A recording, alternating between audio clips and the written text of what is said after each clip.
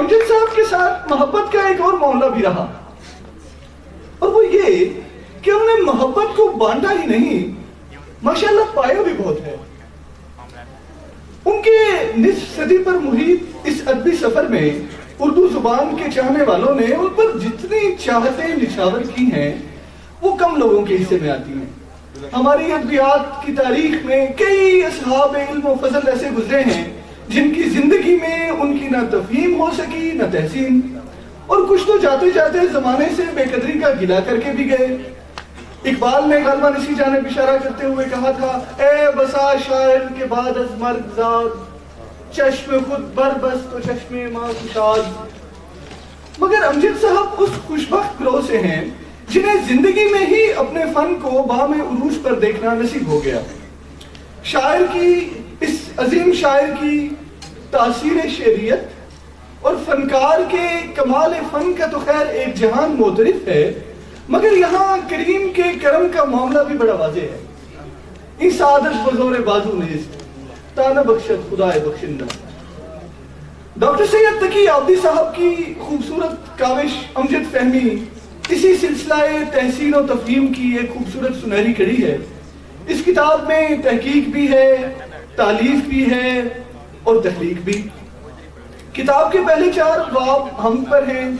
ابتدا میں محققانہ انداز میں حمد کی لغوی، معنوی، تاریخی اور ادبی تفاصیل بیان کی گئی ہیں، اور پھر امجد صاحب کی حمد کو تنقیدی نظر سے دیکھا گیا ہے۔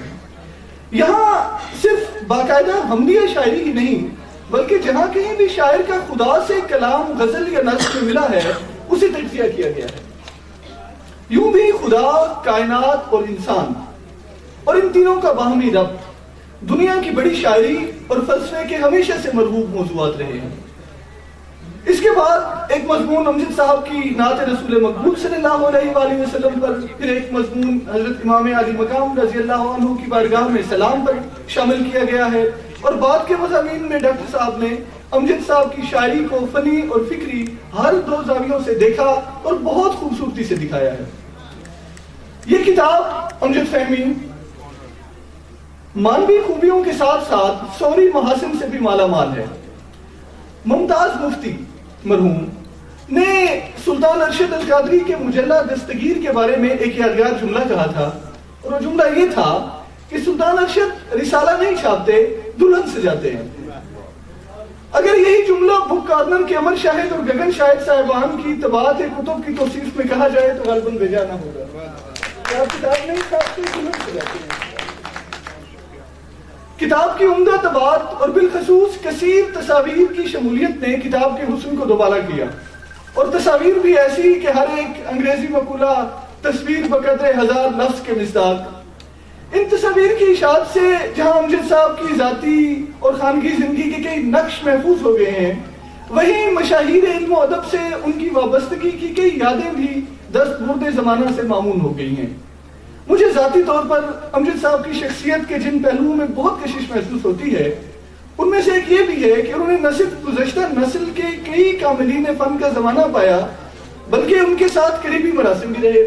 سر مجھے یہاں واصف علی واصف صاحب کا ایک شعر بھی یاد آ رہا ہے کہ جس آنکھ نے دیکھا تجھے اس آنکھ کو دیکھوں، جس آنکھ نے دیکھا تجھے اس آنکھ کو دیکھوں، ہے اس سے سوا کیا تیرے دیدار کی صورت۔ تو میں اس نسل میں سے ہوں جسے خوش قسمتی حاصل ہے کہ میں نے امجد صاحب کی خوبصورت آنکھ سے کئی گزشتگان کی خوبصورت آنکھوں کو دیکھا ہے۔ مجھے اس اپنے خوش قسمتی پر فخر بھی ہے۔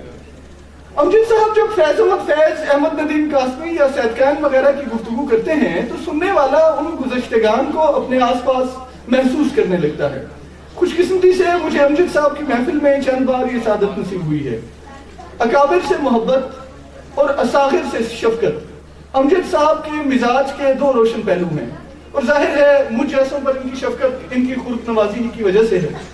اور ملت بیضا کی نشانی بھی تو یہی ہے کہ رسول اللہ صلی اللہ علیہ وآلہ وسلم کا فرمان ہے کہ لیس منا من لم یرحم صغیرنا ویوقر کبیرنا، کہ جو ہمارے چھوٹوں پر شفقت نہیں کرتا اور ہمارے بڑوں کی توقیر نہیں کرتا وہ ہم میں سے نہیں ہے۔ سچ تو یہ ہے کہ امجد صاحب کی بزرگ شناسی اور خلق نوازی دونوں پر جدا جدا مضامین لکھے جا سکتے ہیں۔ القصہ مجھے امجد صاحب کے فکر و فن میں اور ان کے آس پاس محبت ہی محبت نظر آتی ہے. آخر میں ڈاکٹر سید تقی آبدی صاحب اور بک کارنر جیلم کو اس سلسلہ محبت میں کامیاب شمولیت پر دل کی گہرائیوں سے مبارکباد پیش کرتا ہوں. بہت شکریہ.